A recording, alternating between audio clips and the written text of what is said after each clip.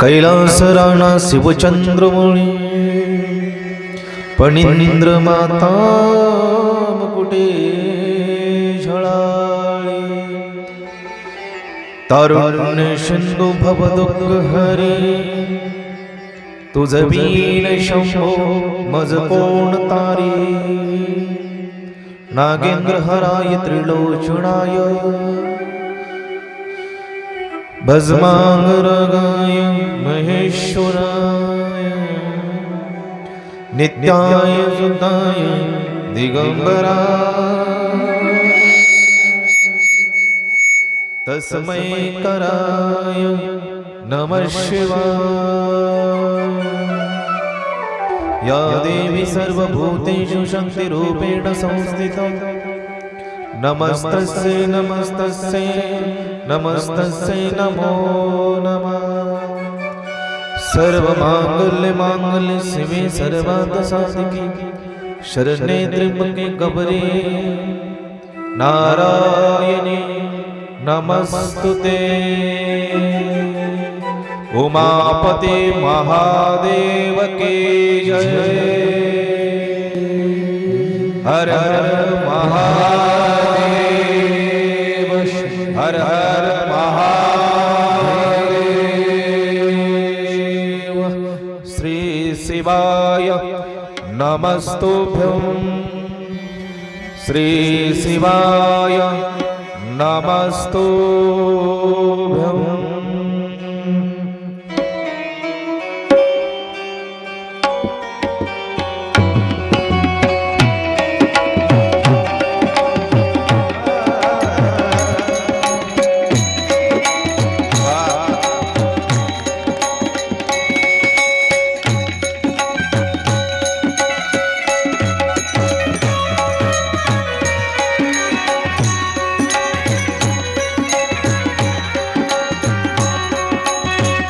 शिवाय नमस्तुभ्यं श्री शिवाय नमस्तुभ्यं श्री शिवाय नमस्तुभ्यं श्री शिवाय नमस्तुभ्यं श्री शिवाय नमस्तुभ्यं श्री शिवाय नमस्तुभ्यं श्री शिवाय नमस्तुभ्यं श्री शिवाय नमस्तुभ्यं श्री शिवाय नमस्तुभ्यं श्री शिवाय नमस्तुभ्यं श्री शिवाय नमस्तुभ्यं श्री शिवाय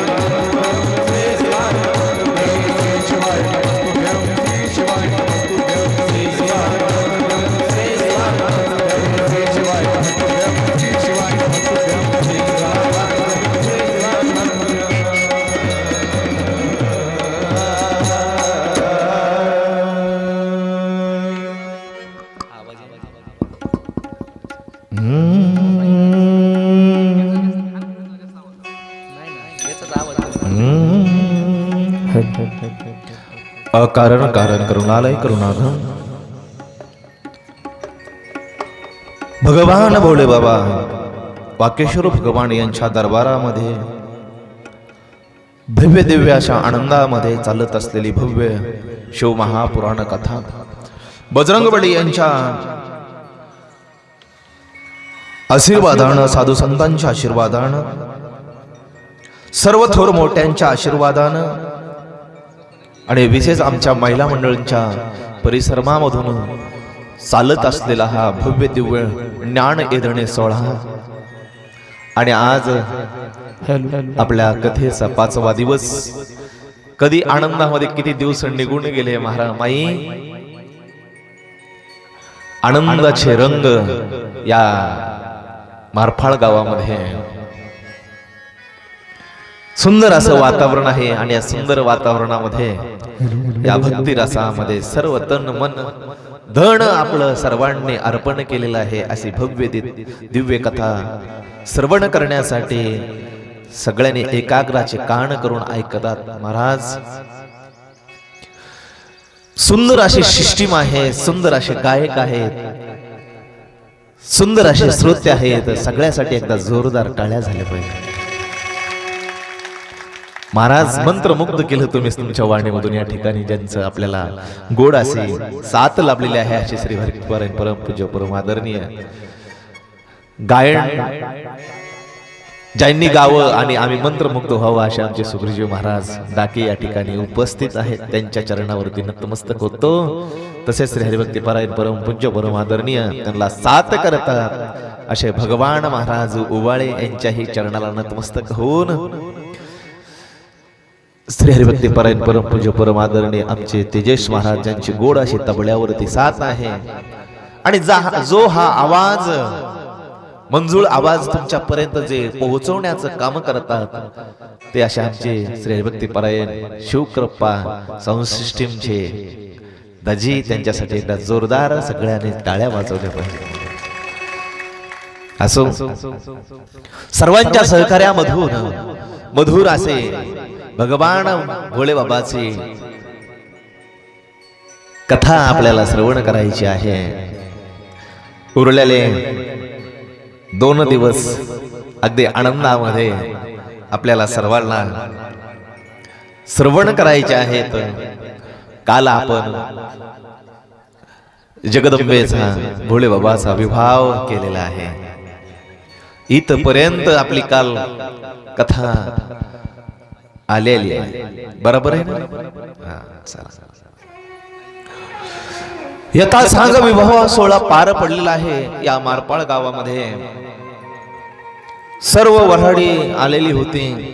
सर्व पाहुणे मंडळीने आनंद घेतला. जेवणाचा, परण्याचा, लग्नाचा.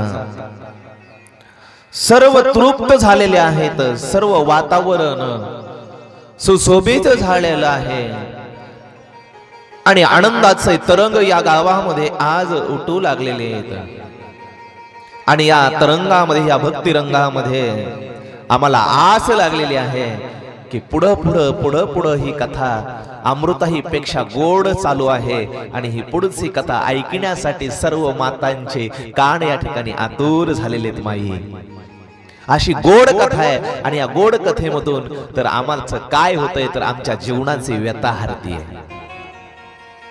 कमीत कमी या 7 दिवसामध्ये श्रवण केल्यानंतर आम्ही शेतामधला सर्व कामधंदा विसरून गेलेलो आहोत आणि त्या भगवान भोले बाबाच्या सानिध्यामध्ये आमचे आनंदाने दिवस आता 2-3 दिवस जाऊ लागलेले आहेत. पण दिवस गेल्यानंतर माहिती तुम्हाला 2-4 दिवस मन लागणार नाही तुमचं. एवढं आनंदित वातावरण. माणसं कमी आहेत, गर्दी नाहीये, पण दर्दी माणसं आहेत महाराज. नाही तर काही जागेवर एवढा खंडीवर असतो ढिगूल, सगळा डिस्टर्बच, निस्ता कलमाच गर्दी असते. पण एवढा कलमा विचारू नका. ती कथा चाललेली बंद पडती कधी कधी. तुम्ही आला एखादं माझ्यासोबत तर जमन भेंडला गर्दी भरपूर आहे, पण एवढा काव काव काव काव काव काव काव काव सारखं सुरूच. बसल्या बसल्या एकमेकीलाच गप्पा आणि त्यांना म्हणतात घरी गप्पा आणि जण घरी गेले रोज 2-3 वेळा सांगावं लागते शांत बसा पण इथं आज 5 दिवस झाले कोणाला म्हणायची गरज नाही महाराज. एवढं तुम्ही म्हणजे शांत रीतीने की पुढे काय शब्द निघतोय कथेमध्ये याच्याकडे तुमची आतुरता लागलेली आहे. असे श्रोते मायबाप तुमच्या सगळ्यांच्या चरणावरती प्रतिपादन करतो आणि आपल्या सेवेला पुढे ओळखतो. आनंदामध्ये विवाहाचा सोहळा पार पडलेला आहे आणि भगवान भोले बाबाची बारात आता कैलासाकडे निघालेली आहे. साडं जेवण झालेलं आहे, कन्यादान झालेलं आहे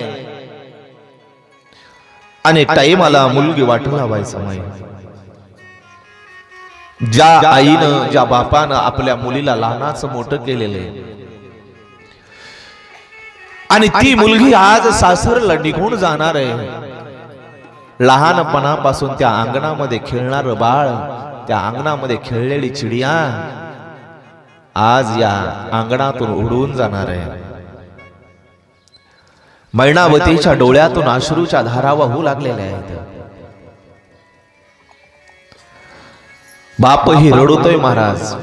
मी सांगितलं डबल सांगणार नाही त्या दिवशी की मुलगी वाट लावताना गावात एकही अशी आमची महिला मंडळ नसन की तिच्या डोळ्यातून अश्रू येत असतील, येत नसतील. आणि जिच्या डोळ्यातून येत नाही तिला मी स्त्री मानत नाही. गावातून एखादी लेक जर चालली तर हर एक माता मावल्याच्या डोळ्यातून अश्रू असतात महाराज. त्या अंगणामध्ये खेळणारी चिडिया कधी लहानाची मोठी झाली आणि कधी अंगण सोडून गेली महाराज, समजत नाही.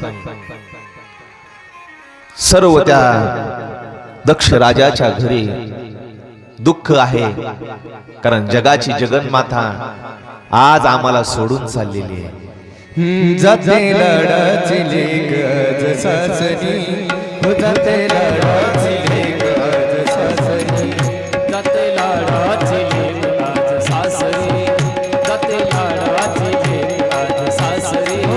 लेक एकुलती एक दिली पडकावरी, लेक एकुलती एक दिली पडकावरी. जाते लाडाची लेक आज सासरी, जाते लाडाची लेक आज सासरी, जाते लाडाची लेक आज सासरी. ओ लेक एकुलती एक दिले परकाधरी, लेक एकुलती एक दिले परकाधरी. जाते लाडाची लेक आज सासरी, जाते लाडाची लेक आज सासरी, जाते लाडाची लेक आज सासरी. महाराज जाते लाडाची लेक आज सासरी. एकुलती एक मुलगी आहे आणि ती एकुलती एक मुलगी कारण 100 भाऊ होते महाराज. तिला एकटी मुलगी आहे, एकटी आदिमाया शक्ती आहे. 100 भाऊ त्या पार्वती मातेला वाट लावण्यासाठी आहे. गावातले सर्व त्या हिमालयामध्ये राहणारे जपी तपी योगी सगळ्याच्या सानिध्यामध्ये सगळ्या गावामध्ये किलबिलाट करणारी पार्वती आई साहेब दिसन त्याला बाबा म्हणायची, दिसन त्याला काका म्हणायची. काय चाललंय म्हाताऱ्या माणसाची विचारपूस करायची. आणि ती आज मुलगी माहेर सोडून सासरला चाललेली आहे. हर एक हिमालयावरचा माणूस पशु पक्षी पण डोळ्यातून अश्रू येऊ लागले महाराज. याच्या पुढे जाऊन सांगन अशा काही मुली आहेत त्यांनी जनावरांवर आपल्या घरच्या माया लावलेल्या असती. त्या जनावराला पण कळतंय आज आमच्या मालकिनीचं लग्न झालं. ते जनावरांच्या डोळ्यातून अश्रू येतात. एवढं प्रेम करणाऱ्या आमच्या महिला मंडळ आहेत जनावरांवर बी महाराज. पशु पक्षी जनावर हंबरडा फोडू लागले आई. आता आम्हाला विचारणार कोण आहे?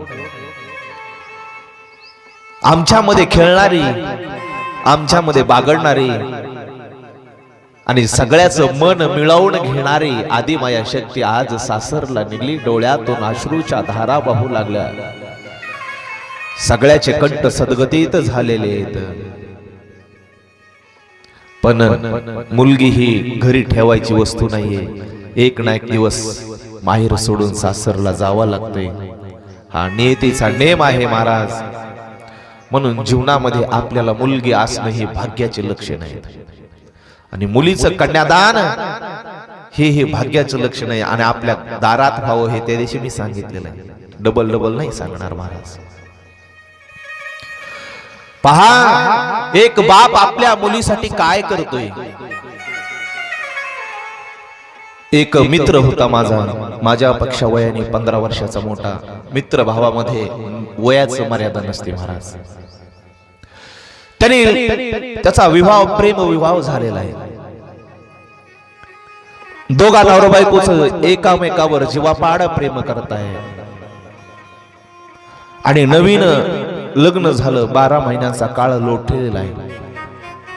आणि तो मित्र आपल्या पत्नीला घेऊन माहेराकडे जात असताना महाराज माई वाटेमध्ये काळाने घाला घातला आणि ऍक्सिडेंट झाला. त्या ऍक्सिडेंट मध्ये त्या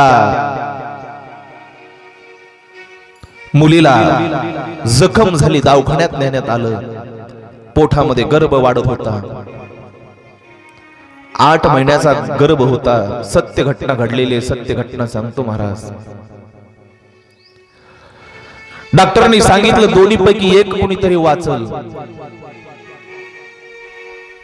त्या आमच्या मित्रानं विचार केला, महाराज कुणालाही वाचवा,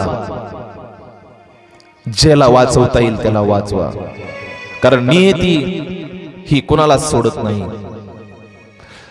आणि 2-3 घंट्यानंतर डॉक्टर बाहेर आले. ऑपरेशन सक्सेस झालं. पण त्याची पत्नी त्या ऑपरेशन मध्ये देवाघरी निघून गेली महाराज. आणि त्याला मुलगी झाली. त्याने आपल्या जीवनामध्ये विचार केला की आपल्याला मुलगी झाली ही आपली लक्ष्मी आहे, ही आपली ताई आहे. आई, त्या मुलीचा जन्म झाला, तिला आई कोण आहे हे माहित नाही. आपल्या पत्नीचे अंतिम संस्कार केले महाराज. पण त्या पठ्ठ्याने आपल्या पत्नीवरती खूप प्रेम होतं म्हणून दुसरं लग्न नाही केलं. जगायचं कुणासाठी? फक्त आता ह्या मुलीसाठी जगायचं. त्याच दिवशी त्याने निश्चय केला होता की आपल्या पत्नीवरती खूप प्रेम आहे. न जाणो आपण एखादी धडक घ्यावं आणि कुठंतरी हिरीत जाऊन उडी मारावं. पण त्या मुलीकडे पाहिलं, त्या मुलीमध्ये आपली पत्नी पाहिली. हिच्या रूपानं ती डबल आपल्या घरी आलेली. अख्ख्या गावामध्ये ती मुलगी सगळ्याला प्यारी झाली. माय नव्हती. सगळ्या गावातल्या लोकांना विचार केला, तिला माय नाही, आपण सगळी तिची माय हो. सगळं गाव तिचं माय झालं महाराज. एक दिवस कटू लागला. आणि लहानाची मोठी कधी झाली महाराज. माणसं लेकर कधी लहानाचे मोठे होतात हे माईला कळत नसतं, बापाला कळत नसतं. दिवसांदिवस निघून जात असतात.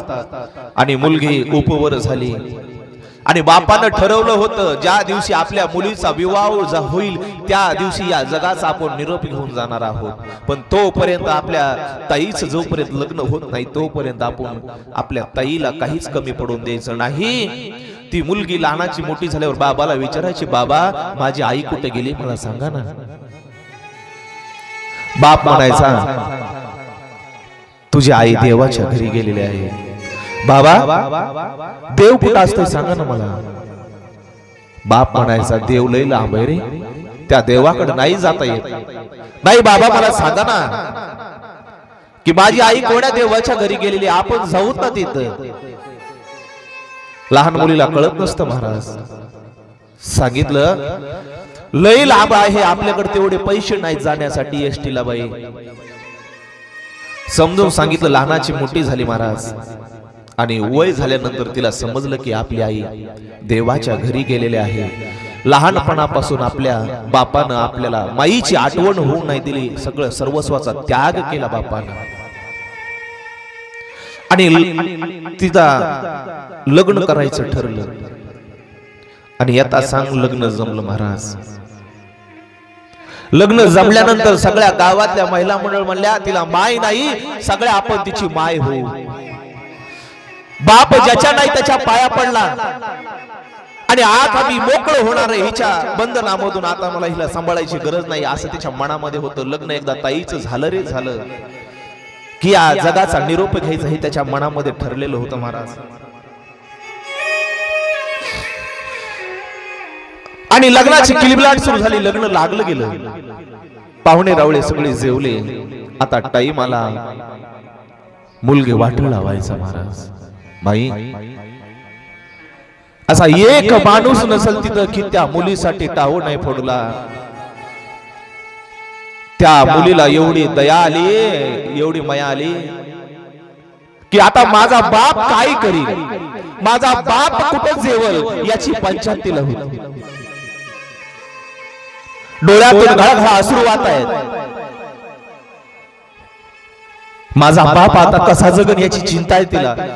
कुणाच्या घरी जाऊन जेवल आणि माझ्या बापानं 21 वर्ष झालं माझ्यासाठी रात्र दिवस कष्ट केलेले, तळ हाताच्या फोडाप्रमाणे मला सांभाळलेले आणि त्या बापाला आज सोडून जागलेलं चालले मी. काय छातीवरती तिच्या आघात होत असतील माई, विचार करा जरा.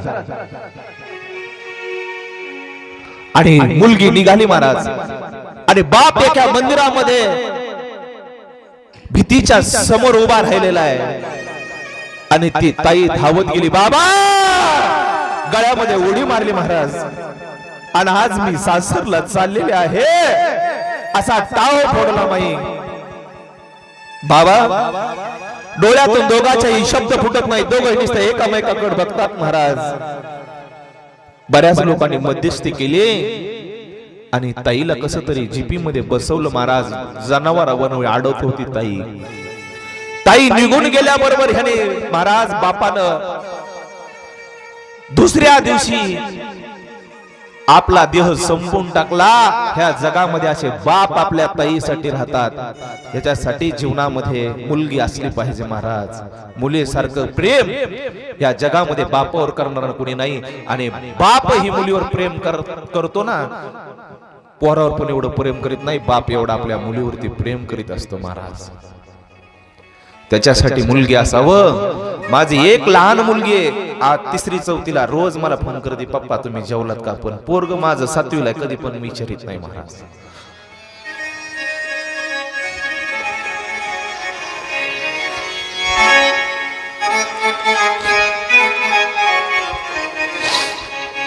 म्हणून जीवनामध्ये मुलगी ही आपल्याला असली पाहिजे आणि मुलीशिवाय त्या घराला शोभा नाहीये. चला पार्वती आई साहेब भगवान भोले बाबा सगळ्यांची वरात कैलास पर्वतावरती आलेली आहे. सुखानं आनंद होऊ लागलेला आहे. बऱ्याच दिवसाचा काळ लोटला गेला महाराज. आनंदी आनंद वातावरण त्या कैलास पर्वतावरती आहे.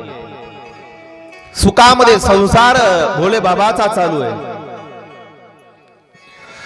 आणि इकडे तारकासुर सारखा दैत्य देव धर्माला त्रास देऊ लागलेला आहे, देवाला त्रास देऊ लागलेला आहे.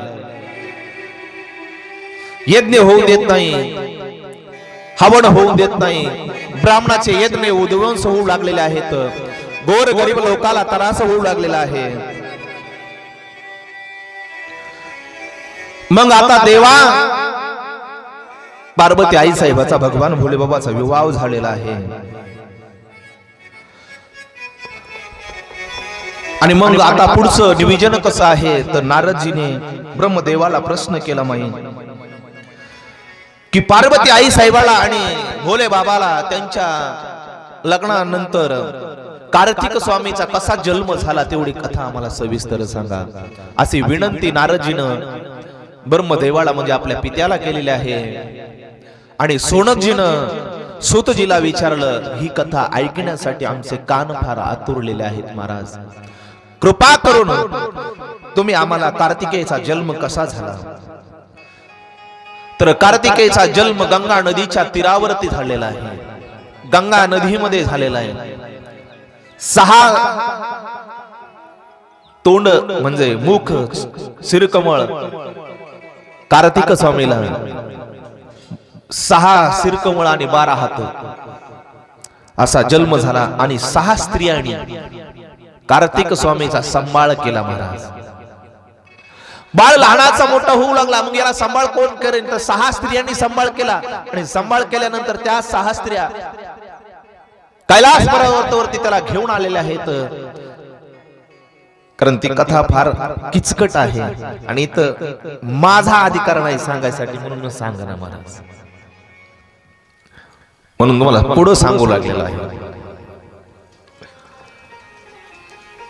आणि त्या 6 स्त्रियांनी भगवान भोले बाबाचं ते बाळ भगवान भोले बाबाच्या आणि पार्वती आई साहेबाच्या हवाली करून टाकलं. कारण 6 तत्व त्या बाळाच्या अंगामध्ये विराजमान होते. 6 स्त्रियांनी त्याचा सांभाळ केलेला होता.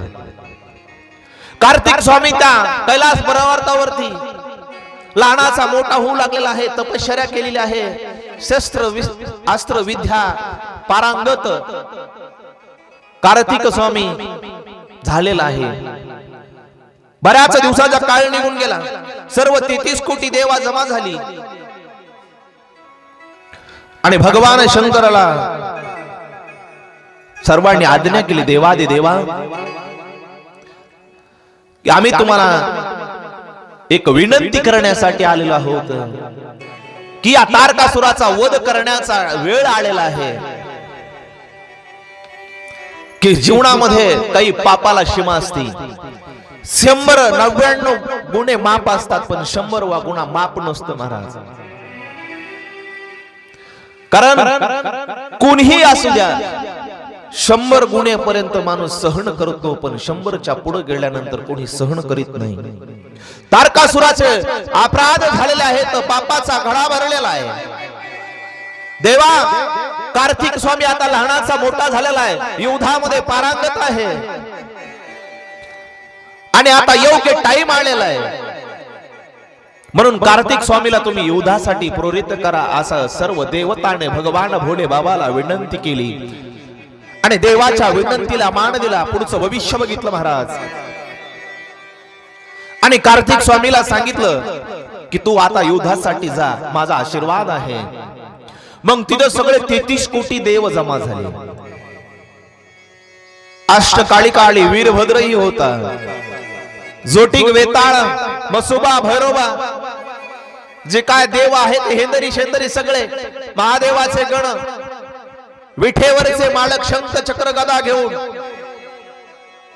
एवढं सैन्य, देवाचं अथांग समुद्र एवढं सैन्य जमा झालं महाराज. आणि त्या सैन्याचा सेनापती केला कार्तिक स्वामी. कारण सेनापती असल्याशिवाय त्या सैन्याला महत्व नाही, म्हणून सेनापती केलं कार्तिक स्वामीला की त्याच्या मनावर जसं म्हणेल तसं युद्ध सैन्याला करावं लागतं.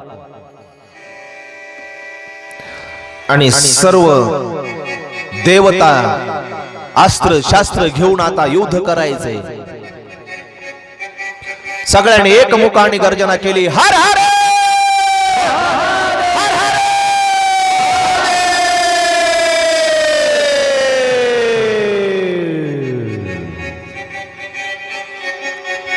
आणि सर्व देवता युद्धासाठी निघालेली आहे. इकडे तारकासुराला समजलं की कार्तिक स्वामी विशाल काय सैन्य घेऊन आपल्यावरती, आपल्या नगरीवरती आक्रमण करण्यासाठी येऊ लागलेला आहे. तारकासुराने सर्व आपल्या सैन्याला आवाज दिला, सज्ज व्हा सगळे, तलवारी धनुष्य वरचे वाले तयार करा रे. आणि सर्वांनी लवकरात लवकर युद्ध रणभूमीच्या ठिकाणी हजर व्हायचे. सर्व राक्षसांचं सैन्य रणभूमीच्या ठिकाणी हजर झाले. इकडे 33 कोटी देवता, दोन्हीकडे 2 समुद्र असे जस काय एकामेकाला भिडलेले आहेत. असं अथांग सैन्य त्या रणभूमीच्या ठिकाणी जमा झालेला आणि शंख वाजला गेला महाराज. आणि आक्रमण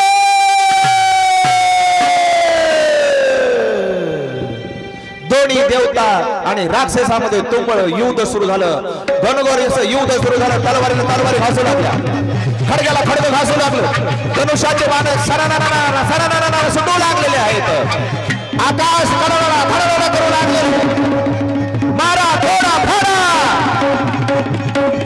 अशा प्रकारची गर्जना त्या युद्धभूमीमध्ये होऊ लागलेली आहे. अष्टकालिका सैन्याच्या नरडीचा घोट घेऊ लागलेली. वीरभद्र जसं झेंडूचे फुलं तोडावा तसं तलवारीने मुंडके राक्षसाचे कटा कटा कटा तुटून पडू लागले. खडा खडा आकार उडलेला आहे. राक्षसाचं सैन्य सैरावैरा इकडे तिकडे पळू लागलेलं आहे. बळासाठी जागा पुराणा. महाराज सगळा गोंधळ उडाला. विष्णू भगवान परमात्मा तारकासुराच्या समोर आलेले. दोघांचं भगवान विष्णू मध्ये तारकासुरामध्ये घनघोर युद्ध सुरू झालं. भगवान विष्णूनं चक्र सोडलं पण तारकासुराचा वध होत नाही. महाराज चक्र निष्फळ झालं.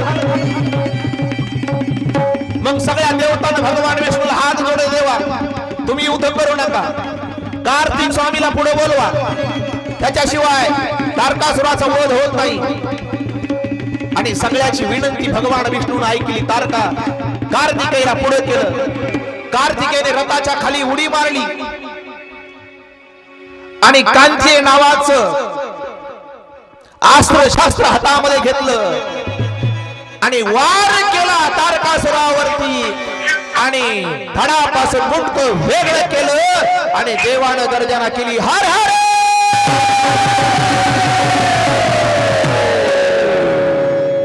विजय झाला महाराज. तारका कोण? हा, कार्तिक स्वामी विजय झाला. देवानं फुलाचा वर्षाव केला महाराज. आणि फुलाचा वर्षाव केल्यानंतर एकदा जय घोष करू लागले. बोला.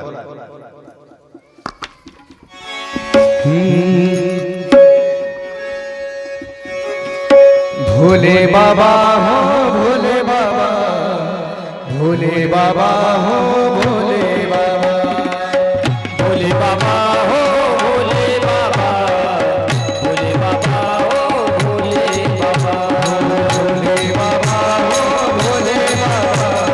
भोले बाबा हो भोले बाबा, भोले बाबा हो भोले बाबा, भोले बाबा हो भोले बाबा, भोले बाबा हो भोले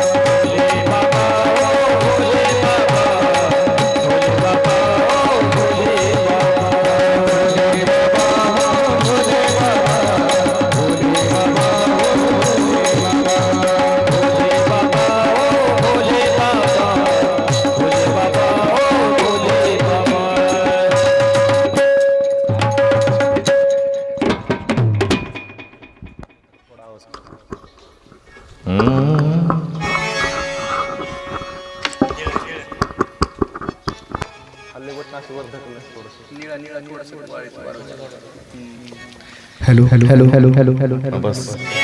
हेलो हेलो हेलो सगळे देवतानं भगवान भोले बाबाची कार्तिक स्वामीचा जय जयकार केला महाराज.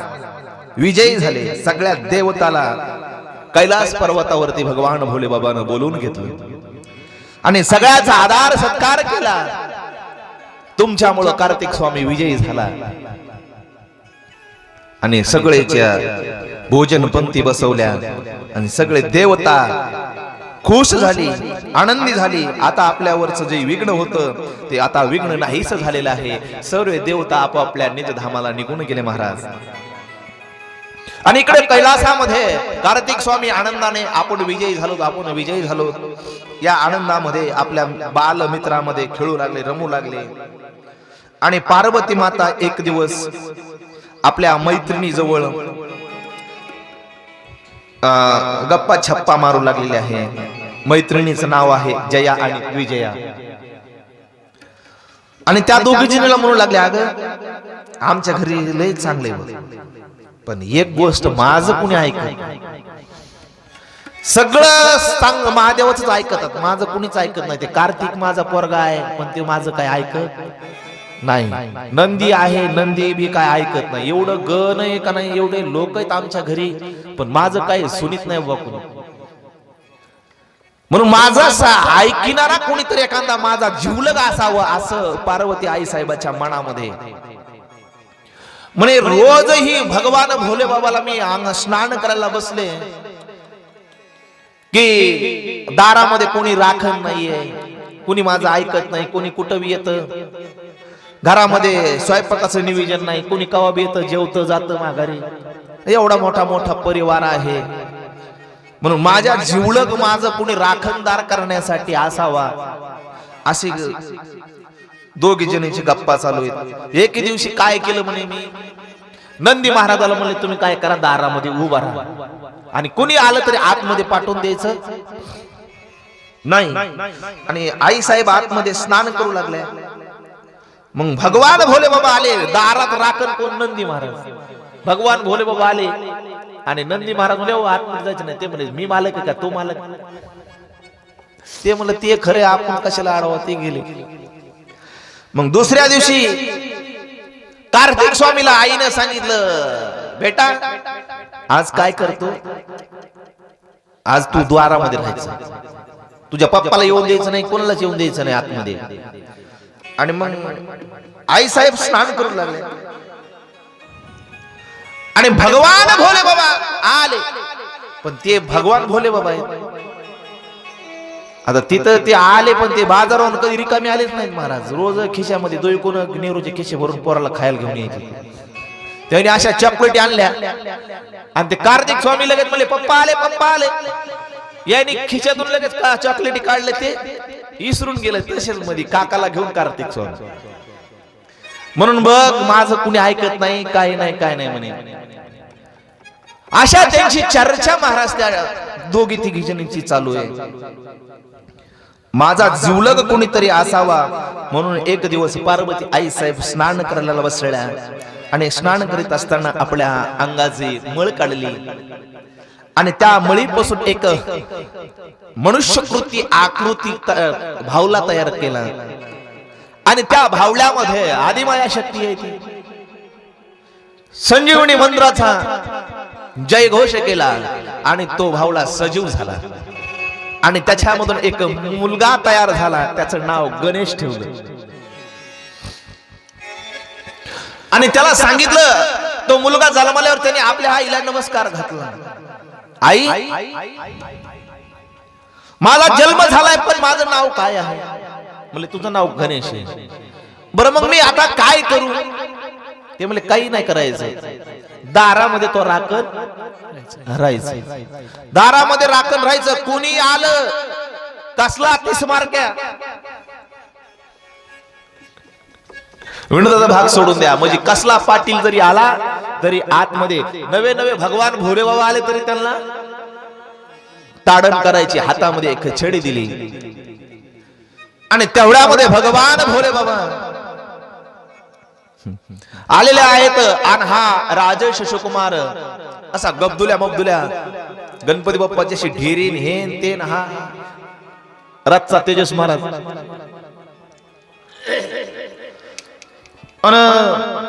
दारामध्ये बसलेला आहे, हातामध्ये छडी आहे. भगवान भोले बाबा असे सहज झाले आणि निघाले की आपले सहज रोजच्या सारखं. आता हे अनओळखी माणूस, ओ म्हणले कुठे चालले? ते म्हणले कुठे चालले? कोण विचारणार? तू म्हणले. आणि तू म्हणले आजच इथं कसं काय? नवीन माणूस आहे काय? नवीन नाही, मी मालक ह्या घराचा. ते म्हणले मालक? अरे मालक मी आहे. आणि तू काय सांगू लागला? ते म्हणले मालक मी मालक आहे. दोघाची ओळख नाही. ते म्हणले तुम्ही कोण? म्हणले या घरचा मालक. मी महादेव आहे. बरं असताना तुम्ही महादेव, काय अडचण नाही, पण आमच्या आईचा आदेश आहे की कोणालाच येऊ द्यायचं नाही. त्यावेळेस भगवान भोले बाबा नंदीला म्हणले, ए बाबा त्या लहान लेकराच्या नादी मी कशाला लागू? म्हातारा माणूस, तू जाय बरं त्याला समजून सांग, माझं हे सांग म्हणले, त्याला काय राग आहे हे ते सांग. नंदी महाराज गेले अय म्हणले बाबा कशाला नादी लागतो त्या माणसाच्या, ते माणूस लय रागीट आहे, तिसरा डोळा उघडला तर भस्म करून ते मला त्याचं नको सांगू मला कारण ते भिवू नको दाखवू मला, आणि तसला भेणार आहे काय म्हणला मी, आणि उगाच कसला कार्यकर्ता आहे का मी कसल्या कच्च्या गुरुचा, हा लय मोठा कार्यकर्ता आहे म्हणले मी, एका आईचा निष्ठावंत आहे म्हणला मी, तो यासारखं नाही ही काडी पार्टी तिकडं ती काडी पार्टी इकडे, तू आमच्या आईचं कधी ऐकतोस का, ऐकत तुझ्या मालकाचं, पण मी विलय कट्टर कार्यकर्ता आहे म्हणले माझ्या आईचा, माग सरकत नसतोय महाराज, एका आईचा आशीर्वाद जर पाठीमाग असेल ना, मी म्हणतो 33 कोटी देवता एकूण येऊ द्या आणि एका आईचा आशीर्वाद एकूण एक द्या, देवाला पाठ दाखवा लागेल रणभूमीला, एवढी ताकद आहे की आईच्या आशीर्वादामध्ये. आई म्हणजे काय सोपं नाही, आई म्हणजे म्हणजे आत्मा, ई म्हणजे ईश्वर, दोन्हीचं रूप आहे, म्हणून आई सोपं नाही.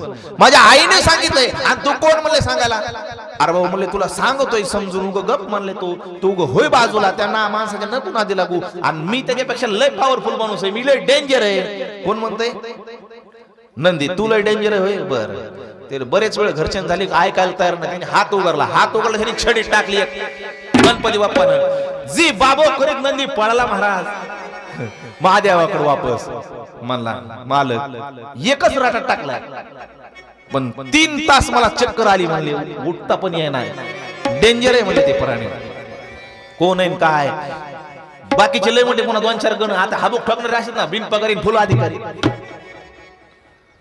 2-4 महादेवाची पुन्हा गण, भोले बाबा आम्हाला सांगा एका टप्पूत म्हणले पोरग जिकडे तिकडे करून टाकू, म्हणले जावर गेले 2-4 जण गण, भैरव येताळ झोटिंग हे ते, सर म्हणले ओनर म्हणले आमच्या मालकाच्या घरी, आणि आमच्याच मालकाला इथं बाहेर काढू लागला, अरे ते म्हणले तुम्हाला सांगितलं एक जणांनी काठी टाकली त्याला विचारून घ्या म्हणले, ते म्हणले त्याकडे कशाला जायचं, आम्ही आहेत ना म्हणले त्याच्यापेक्षा समर्थ, आता नंदीपेक्षाही समर्थ आहेत का, यांना सगळ्याला एक टाकली महाराज, एक टाकली पाठडात, माघारी झाले नाही, जी गेले ते म्हणले भागणेवाले की जय, आता माघारी यायचं नाही, नको रे बाबा म्हणले, काय हिची तर पोरग म्हणले हे, आणि एवढं घनघोर युद्ध सुरू झालं तिथं, पण गणपती बाप्पा एका या छडीनेच नुसतं सगळ्याला फिरू लागली, काठी नसती, कुणी जवळ यायला तयार नाही.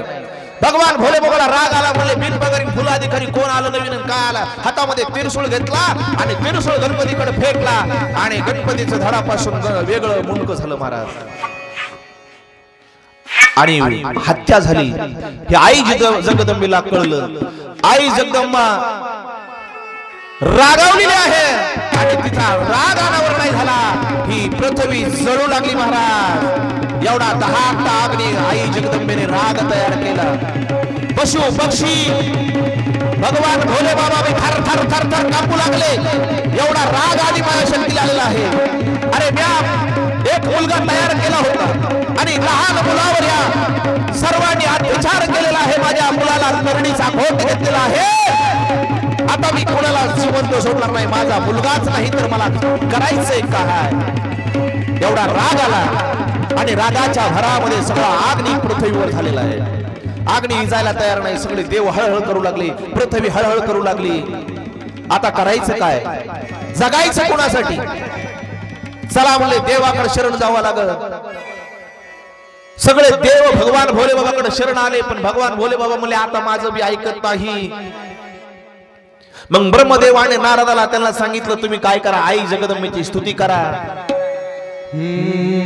आई भवानी तुझ्या झोपेने तारी भक्ता, आघात महिमा तुझा बाबुली वारी संकटाला.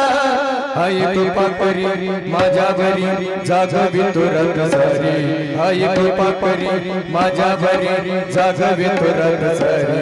आई गोंधळाला ये गोंधळ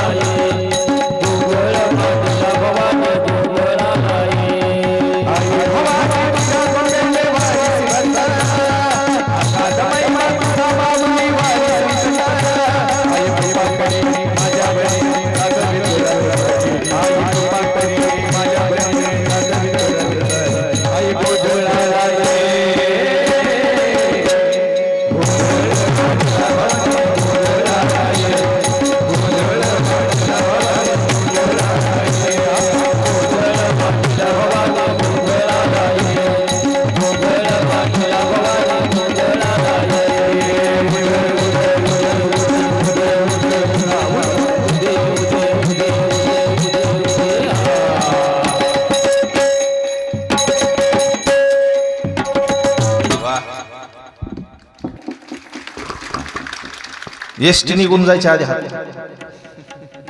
आधी आज केला आधी आणि आई जगदंबेची सगळ्या देवतानं आराधना केली महाराज. आगाध महिमा तुझी सावली वारी संकटाला, आई कृपा करी नात सारी. हो जीवन एवढी स्तुती केली पण पार्वतीचा क्रोध काही शांत होत नाही. आदिमाया शक्ती ब्रह्मदेव नारदजी सनत कुमार सर्व देवतांना विनंती केली, आई शांत हो. आई जर तू शांत नाही झाली तर तुझ्या लेकरांना कुणाकडे बघायचं, तुझ्या लेकरांना कुणाकडे जायचं. आई जर रागवली तर आई शिवाय या जगामध्ये आहे कोण लेकराला. आई अशी विनंती केली आणि नारदजीनं आईचे पाय धरले. नारदजी पायावरती लोळू लागले, आई शांत हो, आई शांत हो. आणि मग राग थोडा शांत झाला आणि नारदजी म्हणतात, आई शांत होते नारद.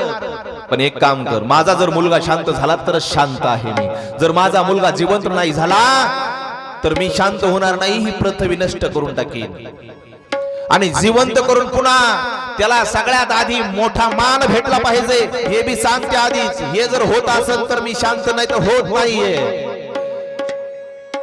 सगळे देव पुन्हा वापस भगवान भोले बाबाकडे म्हणले, असं असे 8 आहे तर शांत होते. म्हणले ठीक आहे, काही अडचण नाही. आणि सगळे देवता भगवान भोले बाबाला सांगितल्यानंतर पुन्हा आई जगदंबेकडे गेले. म्हणले, आई तुझी 8 आम्हाला सगळ्याला मान्य आहे, शांत हो. आणि मग भगवान भोले बाबानं सांगितलं, म्हणले उत्तर दिशेला तुम्ही जा. उत्तर दिशेला जाताना जोही माणूस पहिला भेटन, माणूस असो पशु असो पक्षी असो काही असो, त्याचं शिर कमळ कापून आणायचं. आणि उत्तर दिशेला हे सगळे महादेवाचे गण जाऊ लागले. एक हत्ती चरत होता, बारकोस हत्तीचं पिल्लू. आणि त्या हत्तीचं पिल्लू ह्याने सगळ्यांनी पाहिलं आणि त्या हत्तीच्या पिल्ल्याचं मस्तक कापून आणलेलं आहे आणि गणपतीच्या त्या शरीरावर चिटकवलेलं आहे. आणि भगवान भोले बाबानं संजीवनी मंत्राचा जयघोष त्याच्यावर केला आणि बाळा उठ असं म्हणल्याबरोबर ते बाळ जसं झोपेतून उठावं तसा गणपती बाप्पा झोपीमधून उठलेले आहेत. आणि उठल्याबरोबर हत्तीचं मस्तक बसवल्यामुळं गणपती बाप्पाला आणि एकच दाताचा वक्रदंत नावानं म्हणजे गणपती बाप्पा असे प्रसिद्ध झाले. आणि भगवान भोले बाबांना आशीर्वाद दिला की इथून पुढे कोणतंही शुभ कार्य करताना आधी मान तुला देण्यात येईल. करूया प्रथम नमन, करूया प्रथम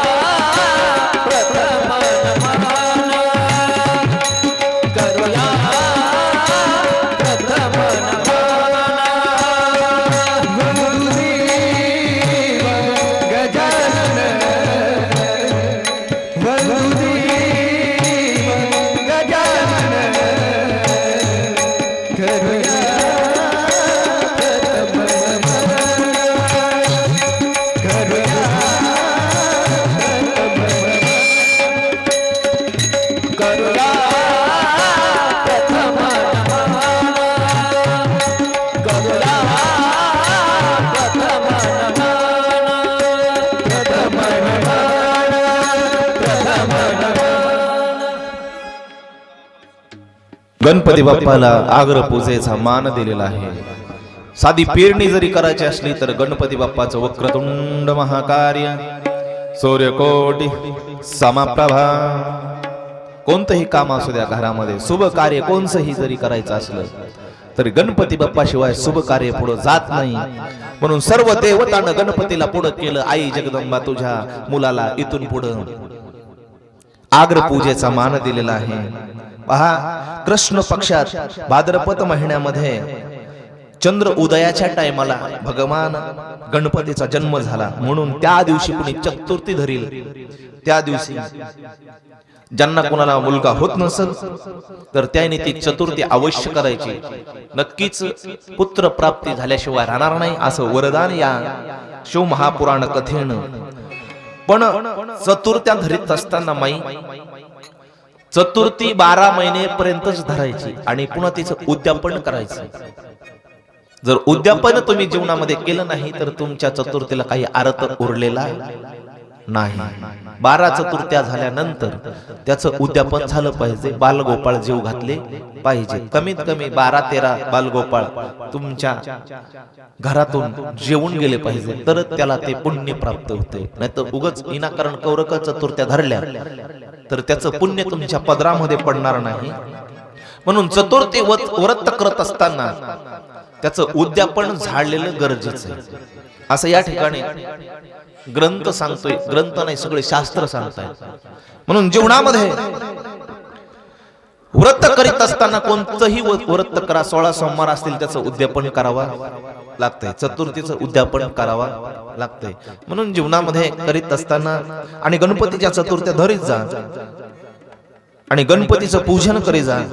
गणपती विशेष करून आपल्यावरती प्रसन्न झाल्याशिवाय राहणार नाही.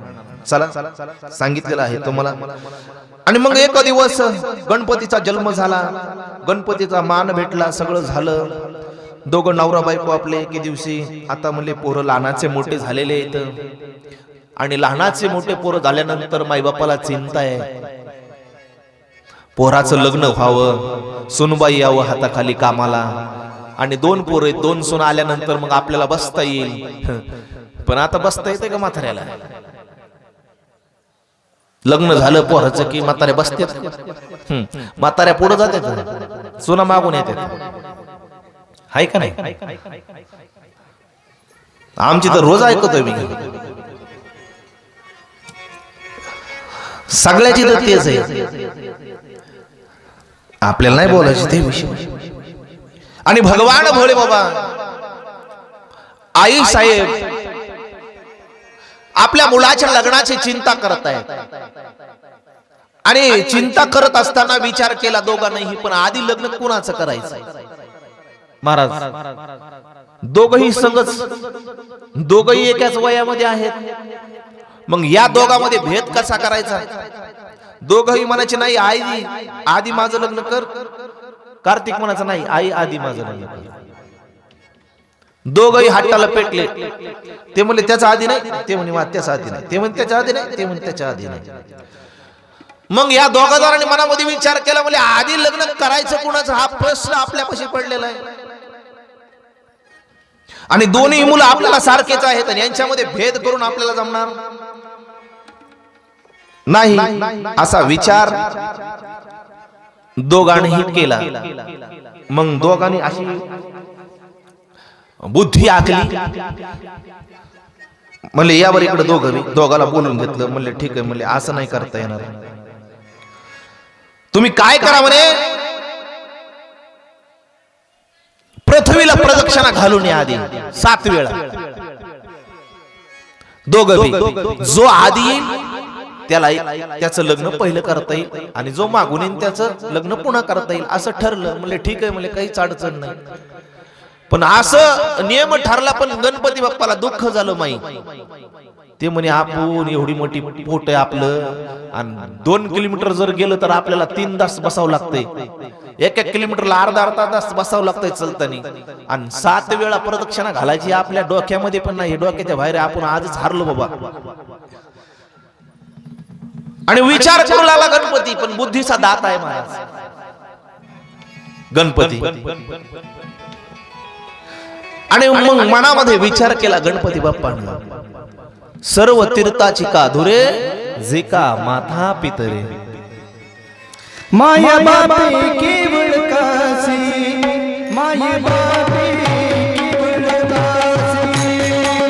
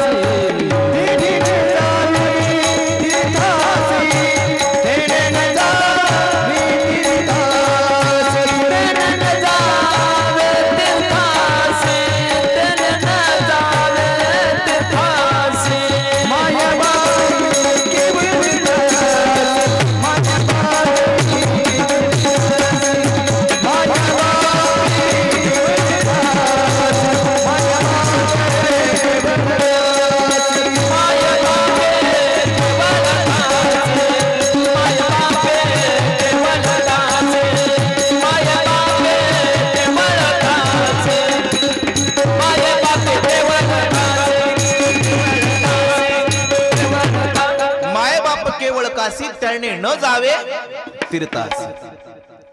माय बापामध्ये सर्व देव भरलेले आहेत. पृथ्वी माय बापामध्ये आहे.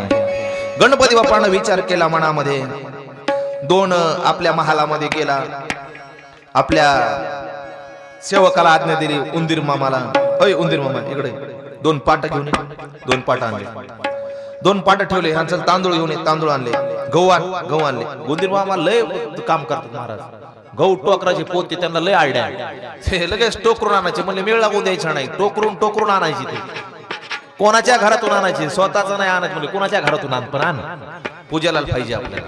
ते गणपती म्हणजे आता उंदीर मामा म्हणले होते काय, त्यांचं सैन्यच गेलं ना, आणि सगळं सैन्याने याकडं सगळं सामुग्री आणली तिथं जमा केली. गणपती बाप्पाचे दृष्टांत महाराज. स्वयंवरामध्ये अहिल्याच्या ब्रह्मदेवानं स्वयंवर ठेवला होता. आणि सगळ्या देवाला म्हणले जो पृथ्वीची प्रदक्षिणा आधी घालून येईल त्याला माझी मुलगी अहिल्या देण्यात येईल. याच्यामध्ये गणपतीने भाग घेतला होता. आता गणपती बाप्पाचं टमटम कसं आहे, चढ लागला की खाली उतरायचं आणि त्याला ढकलायचं, उतर लागलं की बसायचं. म्हणजे रिक्षा. गणपती बाप्पाचा उंदीर चढायला काय ते चढतच. याचं वजन किती होतं गणपती बाप्पाचं, आणि उंदीर पाहायला बारीक. हे चढ लागलं की गणपतीने असं ढकला टाकते ते रिक्षा, आणि उतार लागला की बसायचं. मग ते मला आपली काय एवढं हे पळणं होणार नाही. मग आपण आई बापाची हे करू. मग चौरंगाला पाट आणला. सगळी सामुग्री उंदीर मामाने जमा केली आणि आई बाप्पाकडे गेला. म्हणला बाबा आई, ते म्हणजे आज लय लाडत आला इकडे गणपती, काय मिळेल. तर इकडे गणपती कार्तिक स्वामी मोरावरती बसले. हो 7 प्रदक्षिणा घालून येऊ म्हणले आपण. आता पृथ्वीला 7 प्रदक्षिणा घालायचे म्हणजे किती वर्ष लागतील महाराज. आणि यांनी आपल्या आई बाबाची, भगवान भोले बाबाची आणि पार्वती आई साहेबाची विधियुक्त महापूजा केली. आणि 7 वेळा आपल्या आई वडिलाला प्रदक्षिणा घातल्या. आणि बघता काय माझ्याकडे तेजस महाराज. गणपती बाप्पा म्हणले लावा लग्न झालेला 7 प्रदक्षिणा. ते म्हणले 7 प्रदक्षिणा. अहो म्हणले आई बाबा मध्ये सर्व तीर्थ आहेत ना. आणि जो माई बापाला सोडून तीर्थटनाला जाईल तो माई बापाच्या पातकाचा, हत्याचा पातक त्याच्या डोक्यावरती बसेल म्हणले. हे तर ग्रंथात सांगितलं. माय बाप घरी येतं आणि मुलगा तीर्थाला हिंडतोय, त्याने तीर्थाला पण हिंडायची गरज नाही. त्याला कुठं जायची गरज नाही. सर्वस्व सगळी पृथ्वी त्याच्या घरी माय बापामध्ये आहे. पण आमची भक्ती माय बापावर राहिलेली नाही. माय बापाला सांभाळायचं म्हणलं की आम्हाला कंटाळा येऊ लागलेला आहे. माय बापाचं आम्हाला ऐकावं वाटत नाही. अहो माई बापाने आपल्या सगळ्या स्वप्नावरती पाणी फिरवलेलं असतं महाराज. आणि आपले स्वप्न बाजूला सारून आपल्या लेकराचे स्वप्न घडवण्यामध्ये माई बापाचं आयुष्य जातं. पण तेच पोरं म्हातारपणाला माई बापाला वाईल टाकतात. ही स्वकांती काय आपल्या हिंदू धर्माची. माई बापाला सांभाळलं पाहिजे. म्हातारपणामध्ये पहिला श्वास घेताना जी आई आपल्या जवळ होती तिच्या शेवटच्या श्वासाला आपण जवळ असलं पाहिजे. पण असं या जगामध्ये कुठंच काही दिसणार महाराज. कुठं माणसातली माणुसकी हरपली हेच समजायला तयार नाही. आणि इकडं सासऱ्याला सासूला व्हायला टाकतात, आणि तिकडे जर भावाने माई बापाला व्हायला टाकलं, हॅलो दादा का म्हणून माई बापाला व्हायला टाकलं सांग तो इकडे काय केलंस. इकडे जर तुझे सासू सासरे एकाटे असले तर तिकडे दादाला फोन लावतो. हीच सांभाळीत नाही तिकडे माय बापाला सांभाळ म्हणते भावाला. महाराज खरे का खोटे? खोटे आई हाय का नाही? असं मग आपण जर आपल्या सासू सासऱ्याला सांभाळलं की नक्कीच आपला भाऊ आपली भाऊजाई आपल्या माई बापाला सांभाळल्याशिवाय राहणार नाही. हा नियतीचा नियम आहे महाराज. जग हे कुणाचं दिल्या घेतल्याचे. म्हणून आपण तसं वागलं ना तर नक्कीच समोरचा तसा वागल. पण आपणच नाही चोराच्या उलट्या बोंबा. म्हणून आपल्या सासू सासऱ्याला सांभाळण्याचं हे करा, आणि मग आपला तिकडं माई बापाला सांभाळतील. चला विषय लांब व्हायचा नाही, कारण कथेमध्ये आल्यानंतर हे सांगावं. कथेमधून हेच तर घेऊन जायचंय. देव देव आमच्या कुठं ध्यानात बसतोय. आम्ही इथून गेलो की उद्याच्याला काय सांगितलं त्या महाराजांनी कुठं ध्यानात असते. पण हेच सुटके जरा थोडे ध्यानात राहतात म्हणून सांगावं लागतं महाराज. गणपती बाप्पा म्हणतात बाबा काय विचार करू लागला. 7 प्रदक्षिणा घातल्या मी आणि सगळ्या पृथ्वीची प्रदक्षिणा घातल्यासारखं आहे ना. तुम्ही सांगता लोकांना ना आता मला काय म्हणता. नाही लग्न माझं आधी करावं लागतंय म्हणजे मी प्रदक्षिणा घातले. चला मला ब्रह्मदेवाकडे चला कोणाला विचारा म्हणजे तुमचा जे ज्येष्ठ असत त्याला विचारा. भगवान भोले बाबाने सगळ्याला फोन लावले म्हणले जमतंय का असं. हा ते म्हणले सगळे जमलं म्हणले घातले म्हणले प्रदक्षिणा. माई बापातच म्हणले पृथ्वी आहे म्हणले लावून टाका लग्न. मग विश्वरूपा नावाचा राजा आहे त्याच्या 2 मुली रिद्धी आणि सिद्धी. त्यांचा यथा सांग विवाह गणपती सोबत लावून टाकला महाराज. लग्न झालं काही दिवसानंतर 2 मुलं झाले शेम आणि शुभ आणि लाभ. त्या दोघीला एक मुलगा झाला. आणि बऱ्याच दिवसानं कार्तिक स्वामी धावत पळत आता मी सगळ्यात आधी आलो आता माझं लग्न होणार आहे. आनंदामध्ये असा जोसामध्ये जसा मोरान उतरला तसाच घरामध्ये बाबा नमस्कार. आणि तेवढ्यामध्ये घरामध्ये 2 अंगणामध्ये लेकरं रांगत येत आणि 2-3 नवीनच महिला मंडळ घरामध्ये स्वयंपाक करतात किचन रूम मध्ये कैलासामध्ये. आणि हे म्हणले आज हे 2 बाळ आणि 2 नवीन कोण आहेत म्हणे. म्हणले गणपतीच्या बायका. आणि गणपती लग्न केव्हा झालं म्हणले अरे तू प्रदक्षिणा करायला गेला तेव्हा ह्याने आईची वडिलाची पूजा केली त्यांना 7 प्रदक्षिणा मारल्या. त्यांनी पृथ्वीची प्रदक्षिणा आधी केली झालं लग्न त्याचं बघ तू काय आता. आणि ते पोरं त्याचे म्हणे 2 ते अंगणामध्ये रांगत येत. एक म्हणले महादेवाच्या मांडीवर एक पार्वतीच्या मांडीवर. राग आला महाराज कार्तिक स्वामीला. इथून पुढे अजन्म ब्रह्मचारी राहील आणि ह्या कैलासावरती राहणार नाही. राग आला निघून गेला आणि क्रोचा नावाचा पर्वत आहे त्या पर्वतावरती तिथं जाऊन आपला एकांत वासामध्ये राहू लागला. आणि दुःख झालं महाराज. पार्वती आई साहेबाला की आता माझा मुलगा रागावून निघून गेलेला आहे मग आता करायचं काय. आणि एक दिवस कार्तिक महिन्यातल्या पौर्णिमेच्या दिवशी भगवान भोळे बाबा पोरीचाच फोन होता ना माहिती.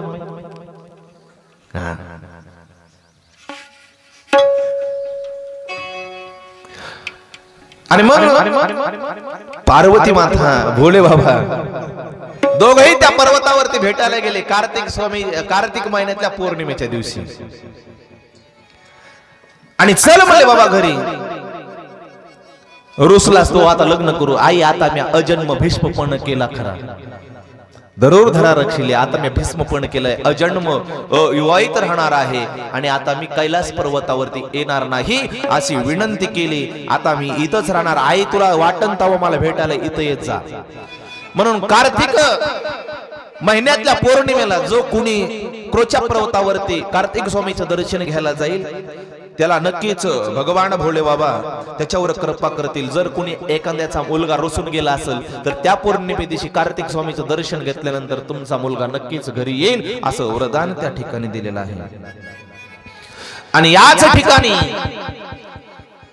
पार्वती मातेचा जन्म पार्वती मातेचा विवाह गणपतीचा विवाह आणि कार्तिक स्वामी रुसून गेले हा पार्वती खंड या ठिकाणी समाप्तीला गेलेला आहे. हर हर महादेव.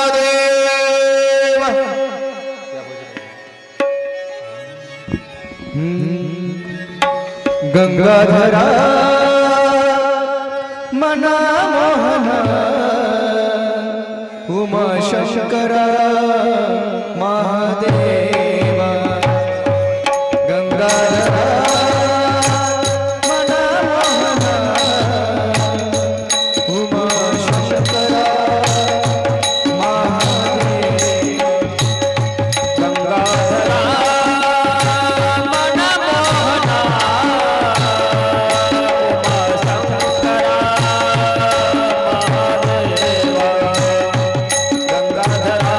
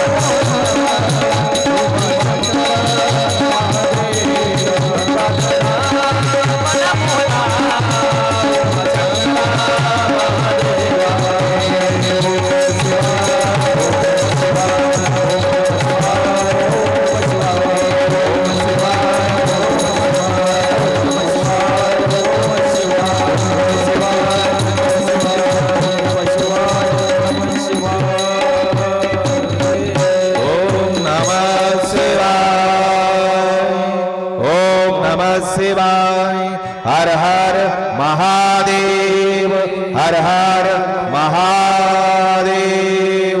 श्री शिवाय नमस्तुभ्यं, श्री शिवाय नमस्तुभ्यं। महाराज आणि नारदजीनं पुन्हा प्रश्न केला ब्रह्मदेवाला, हे पिताश्री, तारकासुराचा वध झाल्यानंतर तारकासुराला 3 मुलं होते आणि त्या 3 मुलांचं काय झालं मला सविस्तर कथन करून सांगा। इकडं सूतजीनं सोनकजीला सांगण्याकरता सुरुवात केलेली आहे की तारकासुराचा वध झाल्यानंतर त्यांच्या 3 मुलानं ब्रह्मदेवाची आराधना केलेली आहे। त्या 3 मुलाचं नाव आहे ताराक्ष, विद्युन्माली आणि कमलाक्ष। यांनी हजारो वर्ष भगवान ब्रह्मदेवाची आराधना केलेली आहे।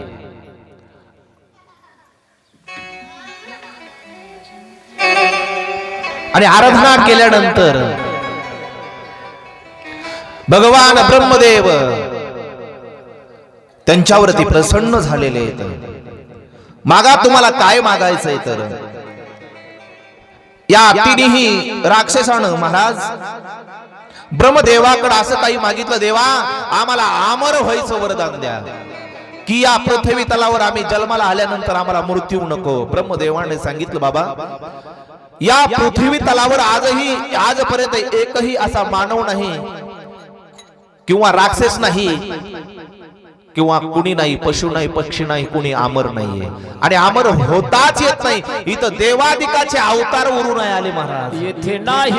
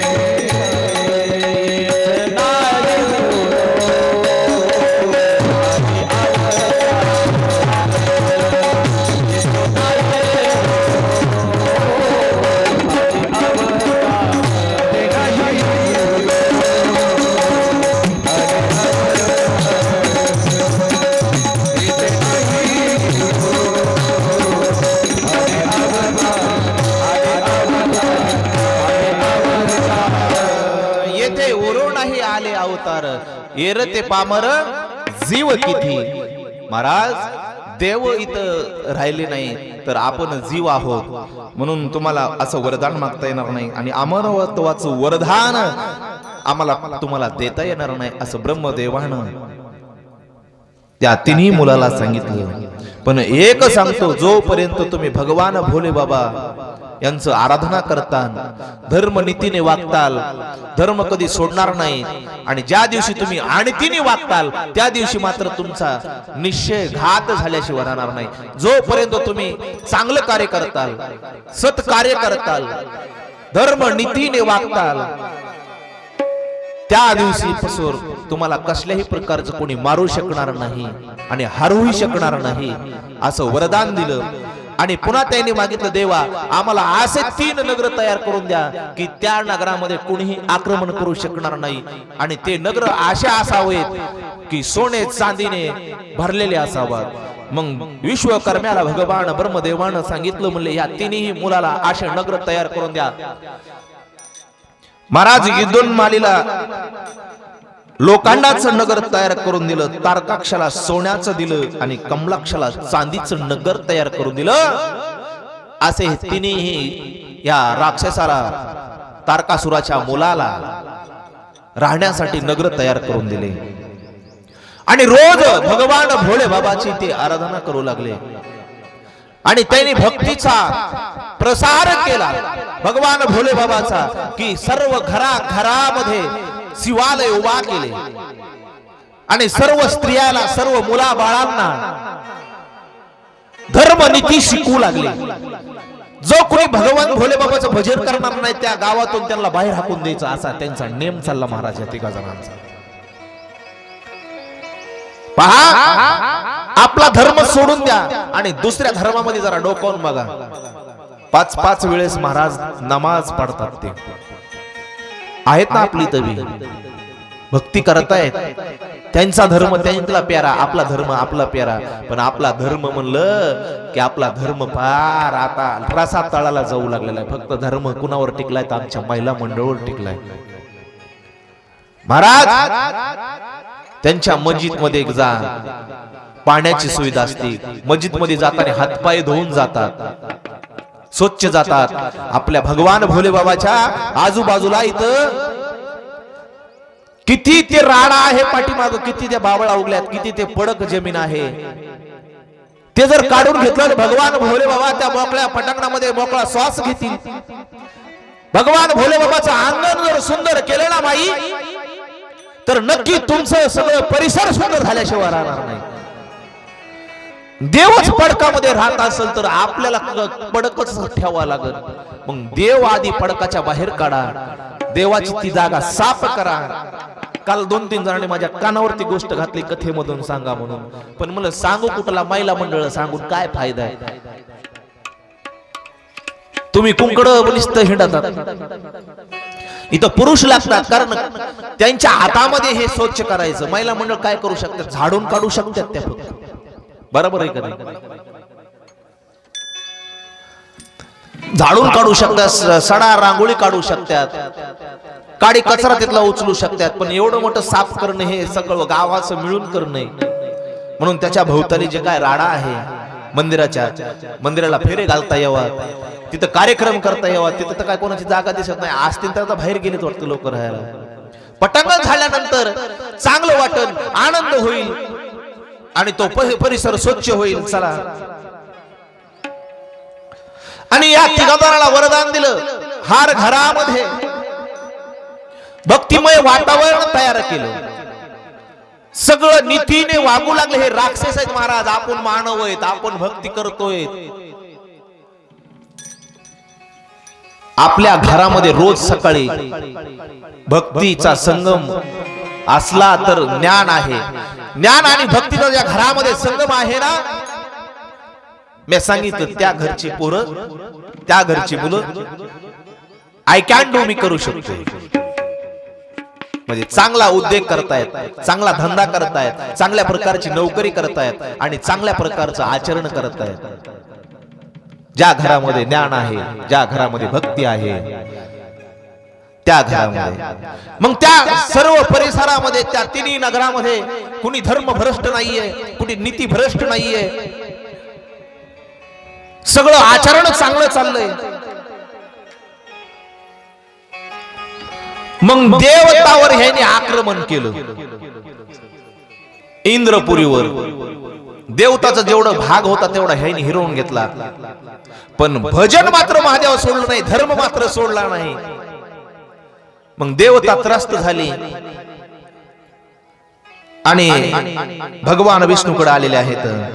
देवा, अरे या 3 त्रिपुरांतकांनी आमचा छळ चाललेला आहे.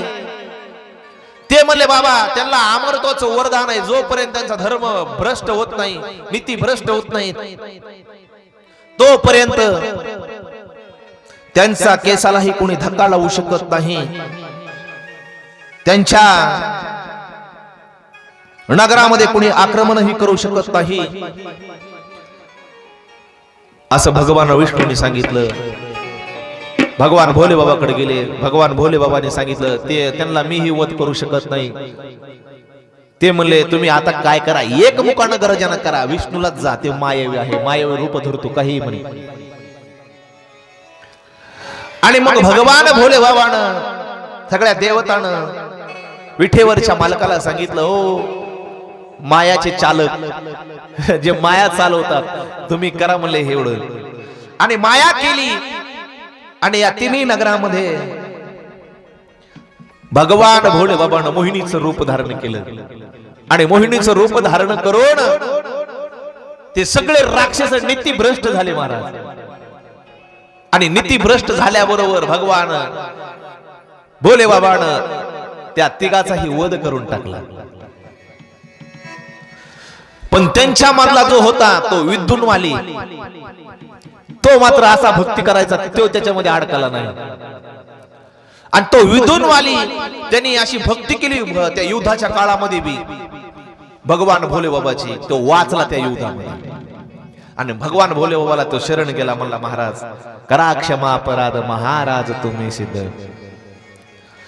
आणि गेल्यानंतर मग तो शरण गेला. भगवान भोले बाबा त्याला आशीर्वाद दिला, म्हणले तुला आशीर्वाद, तू अभय राशील, पण अभय या पृथ्वी तलावर नाही, तू पाताळामध्ये जाऊन राज्य कर. आणि पाताळामध्ये राज्य केलेला आहे तो विद्युन्माली, म्हणजे राजा रावणाचा मामा विद्युन्माली. आणि तो आजही पाताळामध्ये होता. आणि राजा रावणाला वारंवार तो उपदेश करायचा की रामाच्या तू नादी लागू नको, रामाची मुलगी आपली रामाची सीता तुझी मुलगी आहे ती तू त्याला नेऊन दे. पण रावण ऐकत नव्हता महाराज. आणि ही कथा संपलेली आहे, त्रिपुरांतकाचा अंत झालेला आहे. आणि आता आपल्याला कथा पाहायची आहे शंखचूड आणि तुलसीचा विवाह यांची कथा आपल्याला ऐकायची आहे. पहा महाराज,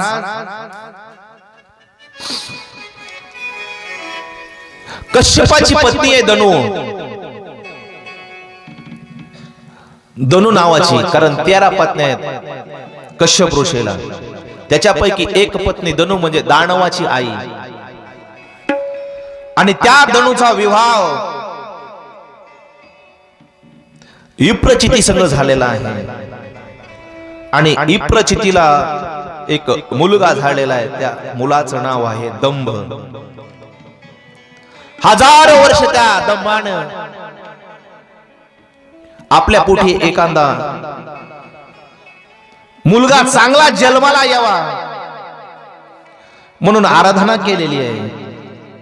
आणि एक दिवस भगवान विष्णू परमात्मा त्या दंभाला प्रसन्न झालेले आहेत. आणि त्या दंभाला प्रसन्न झाल्यानंतर तो दंभ मध्ये कोण आहे सांगू का? मागच्या अवतारामध्ये सुदामाचा अवतार होता. सुदाम्याचा अवतार घेतलेला होता त्यांनी मागच्या अवतारामध्ये. त्याला राधेने शाप दिलेला होता, महाराज तू एक दिवस ब्रह्म राक्षस होशील असा शाप दिलेला आहे. आणि त्या अवतारामध्ये दंभ झालेला आहे. सुमारे 1.5 लाख वर्ष या दंभानं तप केलेला आहे की आपल्या पोटी एखादा चांगला मुलगा जन्माला यावा. आणि विष्णू भगवान परमात्मा